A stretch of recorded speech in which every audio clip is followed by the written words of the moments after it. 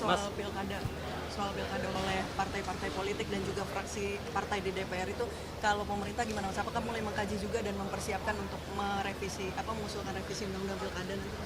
Kalau pemerintah ya pada dasarnya kan kita mendengarkan seluruh aspirasi dan pendapat gitu. Nah kalau saya selaku pengurus partai ya, bukan selaku Mensesnek juga. Kebetulan dulu kami bertugas di Komisi 2 dan kajian-kajian pembelajaran terhadap seluruh proses demokrasi kita itu kan terus berjalan ya. Semua memiliki pendapat, memiliki pandangan, ada yang menilai kelebihannya, ada yang menilai kekurangannya, tetapi kalau kami berpendapat, sekali lagi kami sebagai pengurus partai, salah satu pimpinan di partai, kami berpendapat memang kita harus berani untuk melakukan perubahan dari sistem, manakala kita mendapati bahwa sistem yang kita jalankan sekarang itu banyak juga sisi negatifnya. Misalnya dari ongkos politik gitu kan, kita semua sekarang tahu bahwa untuk menjadi seorang kepala daerah, baik bupati, wali kota maupun gubernur itu ongkosnya sangat besar. Belum dari sisi negara ya, dari sisi negara dalam hal ini mengenai pembiayaan. Nah inilah yang kemudian kalau kajian di kami internal Partai Gerindra, kami memang terus terang salah satu yang mengusulkan atau berpendapat bahwa kita berkehendak untuk mengembalikan sistem pemilihan kepala daerah itu melalui mekanisme di DPRD. Pak Prabowo juga apakah secara pribadi Pak Prabowo juga sudah lama mendukung gagasan ini ya Mas? Itu kan tadi saya sudah sampaikan, saya mewakili. Apakah itu juga dibicarakan Pak Prabowo ketika bertemu dengan menteri-menteri yang juga ketua umum parpol?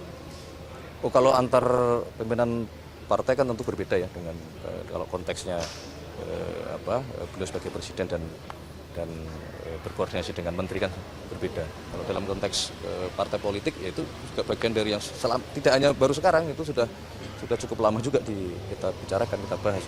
Bahkan si periode yang lalu di masa pemerintahan Bapak Joko Widodo kan juga sudah banyak kita bahas untuk akan adanya revisi undang-undang pemilu kan. Cukup ya? Mas izin Mas, soal perayaan tahun baru Mas, boleh Mas sedikit? Ini kan banyak kepala daerah mengimbau supaya perayaan tahun baru tidak berlebihan ya, tidak menyalakan kembang api dan lain sebagainya sebagai bentuk simpati bagi korban bencana di Sumatera dan Aceh. Nah kalau dari pemerintah pusat dan khususnya Presiden sendiri ada imbauan atau gimana Mas? Ya saya kira itu sangat tepat ya, sangat tepat karena kita juga harus menunjukkan rasa empati, solidaritas dan rasa senasib sepenanggungan sebagai satu bangsa kan tentunya ada yang sedang mengalami bencana yang kita juga harus ikut merasakan gitu, bahwa ini bertepatan dengan masalah kebetulan ada pergantian tahun ya. Kalau kami berpendapat ya apa yang disampaikan oleh kepala-kepala daerah itu sudah benar ya. Mas, setelah disahkan DPR itu Pak Prabowo udah menandatangani KUHP ya Mas? Ya. Sudah? Tanggal berapa Mas? Aku tanggal pastinya pertengahan Desember. ya, kurang lebih. Berarti udah resmi punya nomor ya sebagai undang-undang ya? Iya. Sudah. Pemberlakuannya baru nggak? Pemberlakuannya Baru nggak berarti di Januari 2024? Iya. Sama KUHP? KUHP kan Januari 2024. Kitab Undang-Undang Hukum Acara Pidana. Nggak, maksudnya Yang pemberlakuannya baru nggak?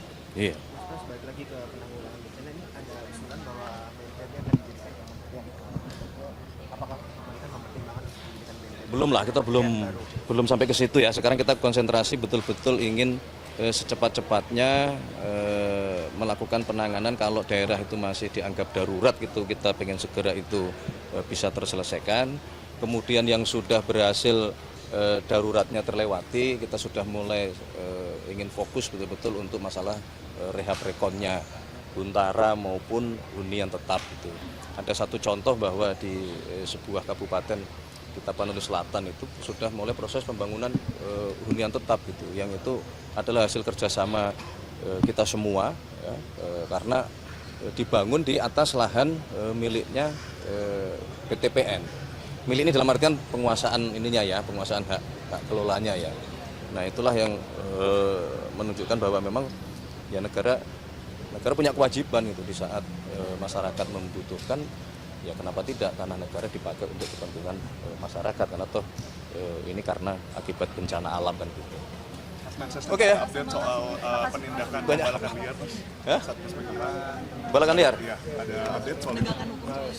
Ya, berkenaan dengan masalah pembalakan liar tentu sebelum sampai ke sana ya tentu kita semua itu adalah sebuah kegiatan yang tentu saja melanggar hukum kan begitu.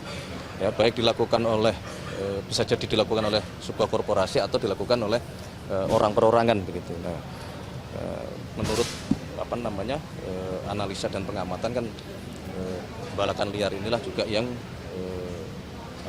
menambah daya dampak dari kejadian bencana kemarin kan begitu.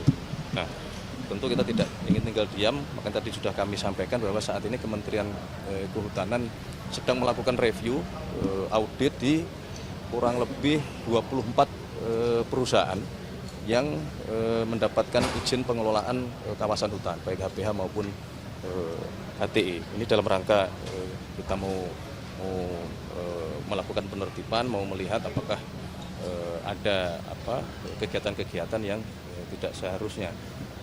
Tapi juga kalau itu kan bersifat korporasi ya.